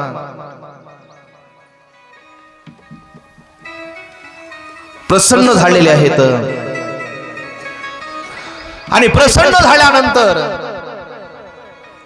आशीर्वाद दिला की तुमच्या पोटी चांगला असा मुलगा जन्माला येईल की तो मुलगा नीतिभ्रष्ट नाही होणार, धर्मभ्रष्ट नाही होणार, धर्मपरायण लोकांचं कल्याण करणारा, जगाच्या कल्याणा, संतांच्या विभूती आणि देह कष्टविती परोपकारी असा परोपकार करणारा मुलगा तुमच्या पोटी जन्माला येईल असं सांगितलं महाराज. आणि बऱ्याच दिवसाचा काळ लोटला गेला आणि एका दंभाच्या पोटी जन्म घेतला. त्याचं नाव आहे शंखचूड. शंखचूड नावाच्या मुलानं दंभाच्या पोटी जन्म घेतला आणि तो शंखचूड लहानाचा मोठा मोठा होऊ लागला. आणि एक दिवस लहानाचा मोठा झाला आणि मोठा झाल्यानंतर श्रीकृष्णाची भक्ती आघात करू लागला महाराज. कृष्ण भक्ती करू लागला. आणि एक दिवस भगवान विष्णू परमात्मा त्याला भेटण्यासाठी आले, वरदान रूपी देण्यासाठी आले. आणि त्यांनी वरदान दिलं की तू या जगामध्ये अमर होशील आणि अमर होऊन तू चांगलं कार्य करशील, चांगल्या मार्गाने जाशील असा आशीर्वाद दिल्यामुळं तो धर्मपरायण झाला. पण एक ऐक, अमर कोणी राहत नाही. जोपर्यंत तुझी पत्नी पतिव्रता आहे तोपर्यंत तू जिवंत राहशील. ज्या दिवशी तुझी पतिव्रता पत्नी व्याभिचार करेल त्या दिवशी तुझा मात्र विवाह आपलं मृत्यू झाल्याशिवाय राहणार नाही. असं त्या भगवान विष्णूनं शंखचूडाला आशीर्वाद दिला. महाराजांनी अंतर्धाम पावले. एकदा भजन घ्या.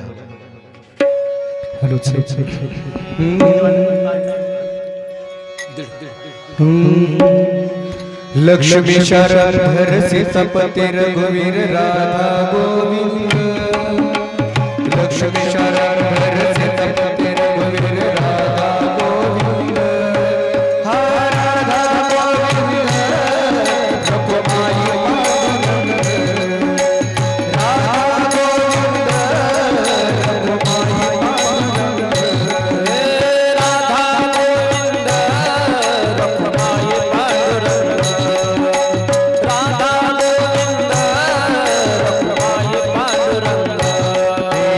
लक्ष्मी शरधर सीतापती रघुवीर राधा गोविंद. लक्ष्मी शरधर सीतापती रघुवीर राधा गोविंद. राधा गोविंद रघुमाई पांडुरंग. गोविंद रघुमाई पांडुरंग. राधा गोविंद रघुमाई पांडुरंग.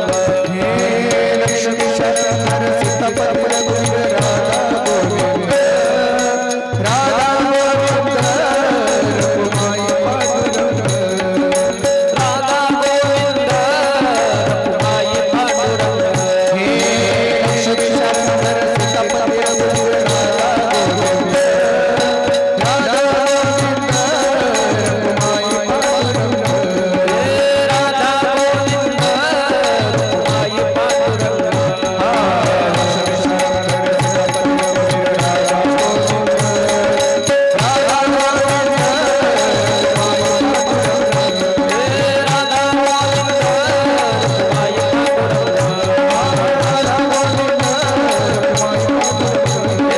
पांडुरंग.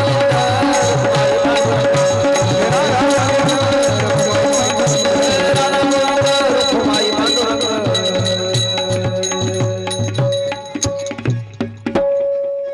रघुमाई माई थोडी मिस्टेक झाली आपल्याकडून. कारण दंभाचा मुलगा शंखचूड हा शंखचूड पहिल्या अवतारामध्ये सुदामा होता. कारण त्याला राधेने शाप दिला होता आणि त्या राधेने शाप दिल्यामुळं तू पुढच्या अवतारामध्ये दंभाच्या पोटी शंखचूड नावाने जन्म घेशील आणि तुझा विवाह तुलसीशी होईल असा शाप दिल्यामुळं त्याने भगवान श्रीकृष्णाची आराधना केली शंखचूडानं आणि वरदान मागून घेतलं. आणि वरदान मागून घेतल्यानंतर महाराज माई लहानाचा मोठा झाला, कठोर तप केलं, पण माझा विवाह कसा होईल. कृष्ण भगवान परमात्म्याने म्हणजे विष्णू भगवान परमात्म्याने शंखचूडाला सांगितलं की तू एका तपोवनामध्ये जा आणि त्या तपोवनामध्ये धर्मध्वजाची कन्या तुलसी ती एक आपल्याला चांगला पती भेटावा म्हणून त्या वनामध्ये तपश्चर्या करण्यासाठी बसलेली आहे. आणि तिथं जाऊन तिला विचार, तू तिच्या समोर जा, तू कशासाठी बसलेली आहे, काय, आणि तुझं जे काय सामर्थ्य आहे तिला तिथं दाखव. आणि मग त्या वनामध्ये शंखचूड आपला तपश्चर्या करीत करीत करीत व्यवहार करीत करीत जाऊ लागलेला आहे. आणि तिथे एक धर्मध्वजाची कन्या तुलसी ती आपल्याला चांगला वर भेटावा यासाठी तपश्चर्या करते. तिथं शंखचूड नावाचा हा राक्षस योनी मधला महापुरुष म्हणजे पहिल्या अवतारामध्ये सुदामा होता. आणि तो तिथं गेला आणि त्या तुळशीला विचारलं, हे मुली, हे कुमारिके, तू या जंगलामध्ये एकटी आहे, तपश्चर्या करतेय, कशासाठी करतेय, तपश्चर्याचं काय कारण आहे, आणि या तपश्चर्यामधून तुला काय फळ मिळवायचं आहे, पुढचं तुझं ध्येय काय आहे, कशासाठी करताय, हे सगळं विचारलं. त्यावेळेस या तुलसीनं नमस्कार घातला. राजन, तुम्ही या जंगलामध्ये कोण आहात, आणि मी एकटी स्त्री आहे, आणि तुम्ही मला या ठिकाणी प्रश्न विचारू लागला, तुम्ही इथं आलातच कस काय, मी तपश्चर्या करू लागलेली आहे, मला योग्य असा पती मिळावा,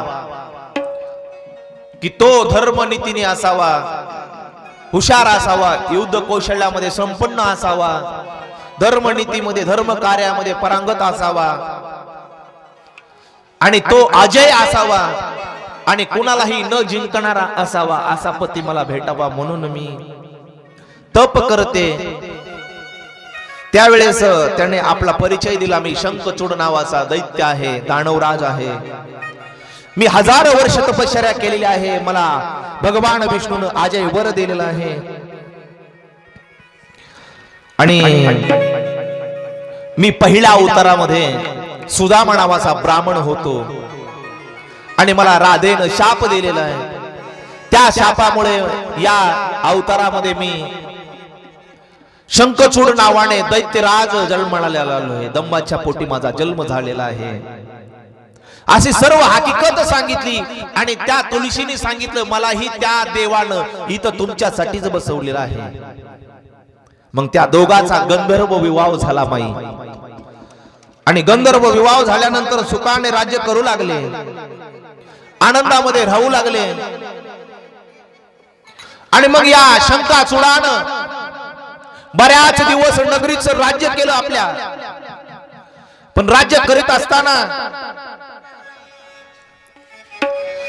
सगळ्या देवतावरती आक्रमण केलं. या देवताला तेवढीच भीती होती महाराज, कुणी आपली गादी घेतली की घराणं करायचं देवाकडे. आणि या शंखचूडाने सगळं आक्रमण करून सगळी सत्ता आपण चालवू लागला, सगळं कारभार हेच करू लागला.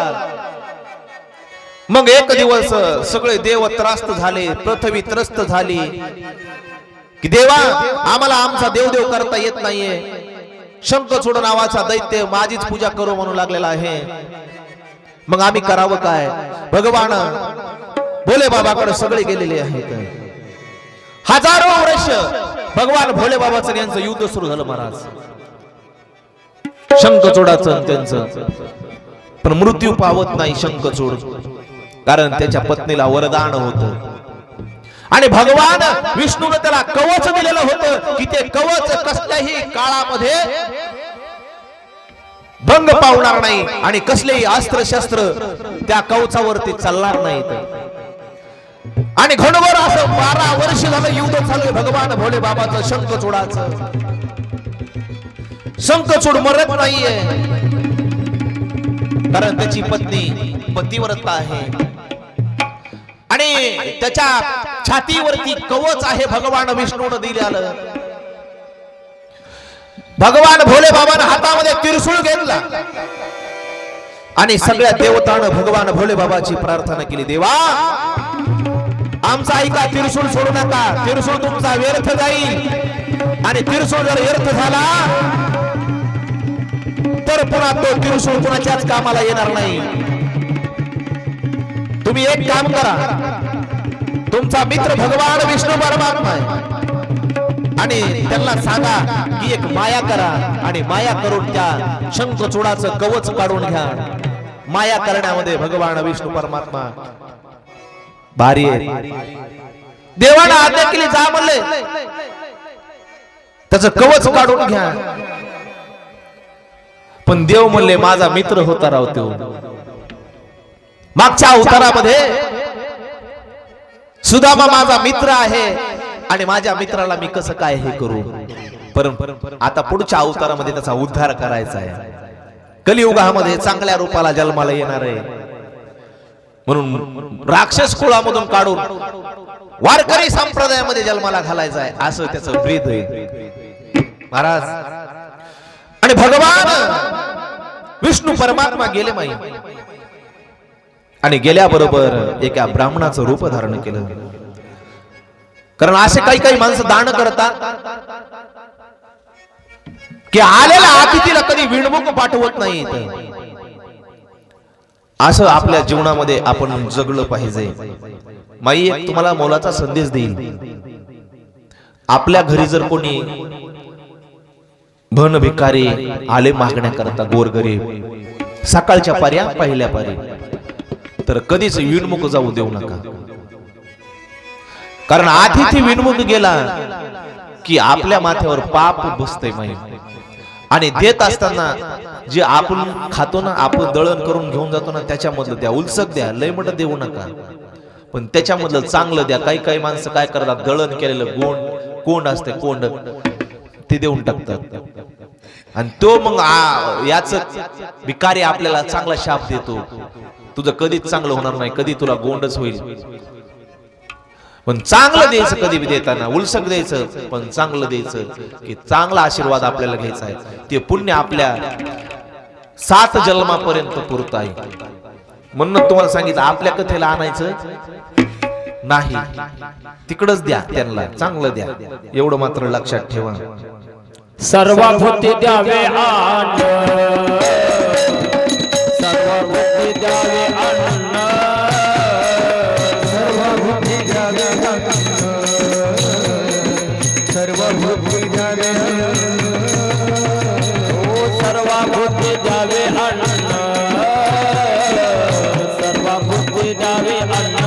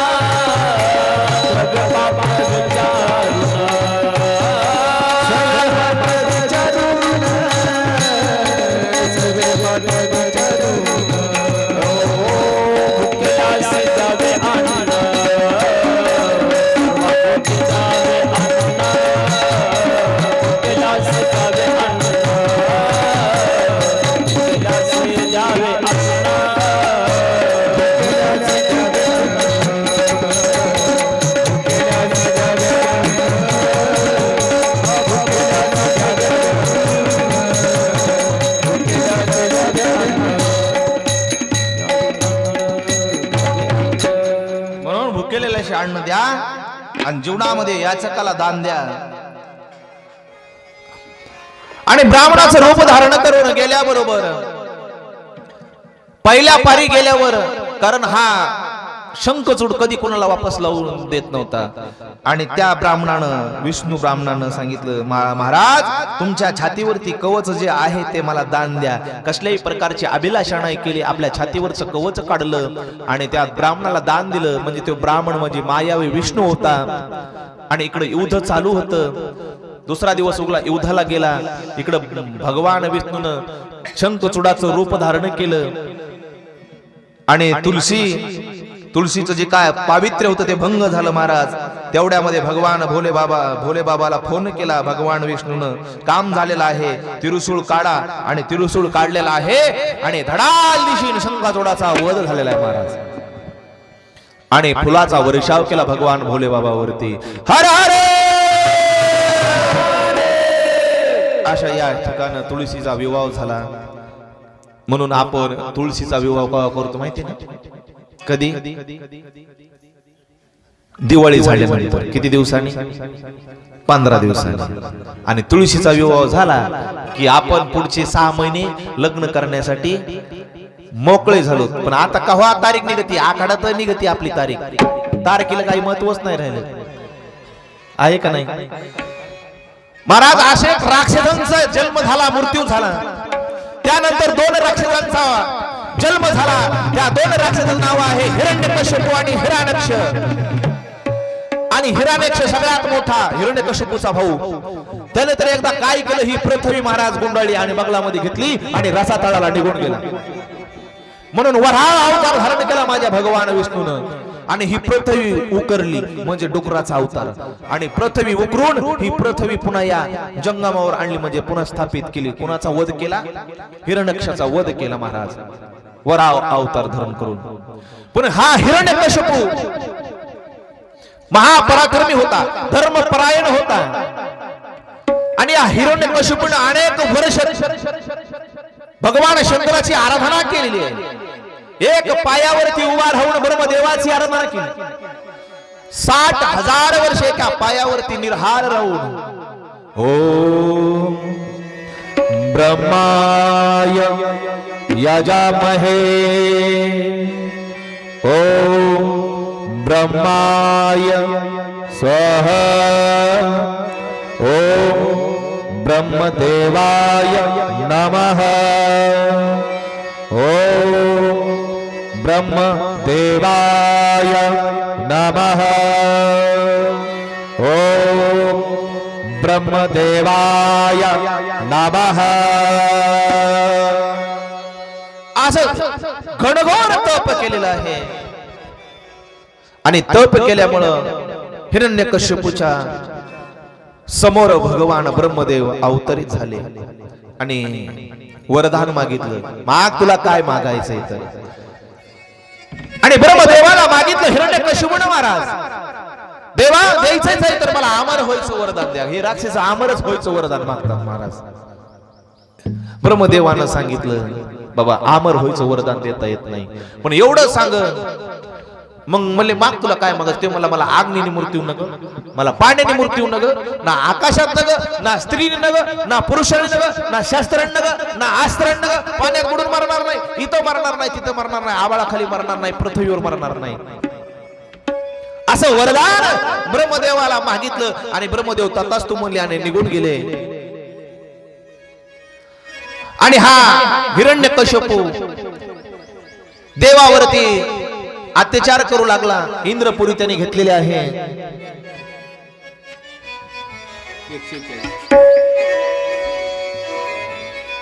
यथामते यथावकाश. उद्या भक्त प्रल्हादाचं चरित्र आपल्याला घ्यायचं आहे. भक्त पुन्हा उपमान्यवचं घ्यायचं आहे, ध्रुव बाळाचं घ्यायचं आहे. उद्या ह्या 3-4 भक्ताची आपण कथा घेणार आहोत. पुन्हा 12 ज्योतिर्लिंग कसे निर्माण झाले ती कथा आपण घेणार आहोत. उद्या जरा थोडं सकाळी बिगिनी या जरा तुम्ही. आम्ही येतो पण तुम्ही येत नसता. आम्हाला वाटतं 3 घंटे व्हावा, पण त्या आमच्या मावशी एकट्याच असतात वय घेऊन. आणि 500 धडका चालू तुमचा. 500 काय होईल? भेंड मध्ये 1.5 लाख जमा झाले. 1000 रुपये आई 1000च पुकारते. तिथे मी सगळं ऐकलं 500 पुकारतात. जर देवाला दिले काय व्हायला लागले. तुम्हालाच कार्यक्रम करायचा आहे, तुमचाच कार्यक्रम चांगला वाटत. मस्त प्रसाद करायचा शेवटच्या दिवशी, हे ते मस्त थाट करायचा. काय त्याला होय, लाडक्या बहिणीचे पैसे ना फुकट चमाले की एवढं काय टेन्शन घेत आहे. 1 महिना गेला पण काय झालं त्याच्यामध्ये. नाहीतरी धुणं धुताना रोज मालकाचे घेतले 100-150 असतेच. नाही तर सगळ्या गावात ऊस आहे यावर्षी, आहे का नाही? चला असो द्या, विनोदाचा भाग सोडून द्या. इथं दिल्याने काही कमी होणार नाही, म्हणून सगळ्यांनी जेवढे जेवढे ऐकायला तेवढे जरी दिले तरी कसे बी होते महाराज. कार्यक्रम आपला चांगला चाललेला आहे, त्याच्यामध्ये सगळ्याला आनंद आहे. देवाला देत चला, एवढंच या कथेमध्ये घेऊन जा. आणि जे आरती आणली असेल त्यांनी आरतीसाठी उभा राहायचं. चला आज आरती नाही घ्यायची, घालीन लोटांकन घेऊ तर, कारण आज एकदा भैरवी घेऊ एक आपण. तोपर्यंत महाराज घ्या भैरवी. बस बस.